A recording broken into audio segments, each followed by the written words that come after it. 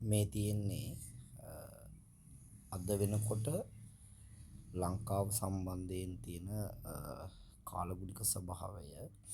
එතකොට ඔය ලානිල් පාටින් නිරූපණය වෙන්නේ වර්ෂාපතනය පවතින විදිහ. ඒකට අපි බැලුවොත් එහෙම මේ වලාකුළු වල ස්වභාවය කොයි වගේද මේ තමයි ලංකාව වාස්තු කලාපයේ වලාකුළු වල පිහිටීම නිරූපණය වෙන විදිහ.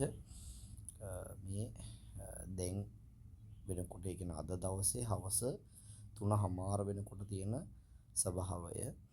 එතකොට අපි ඉදිරියේදී මේක කොහොමද වෙන්නේ කියන එක බැලුවොත් එහෙම අනාගතයේ වෙද්දී කියන්නේ ඉදිරියට මේකේ ස්වභාවය බලන්න වුණොත් වර්ෂාපතනයේ පැත්තෙන් බැලුවොත් එහෙම මේ තියෙන්නේ දැන් තත්වය. මේ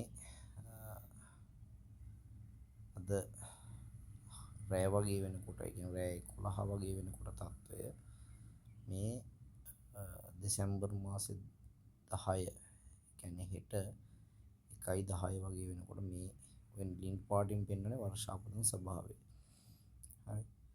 මේ හෙට ඩේටා ටික තමයි ඔය තියෙන්නේ.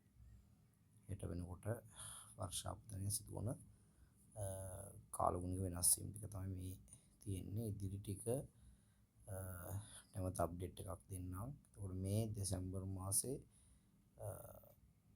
11 වෙනිදා වෙනකොට ස්වභාවය උතුරු නැගෙනහිර හස්ත කලාපයට වර්ෂාපතනයේ යම් ප්‍රමාණයක් ලැබෙන ස්වභාවයක් තමයි පෙන්වුම් කරන්නේ.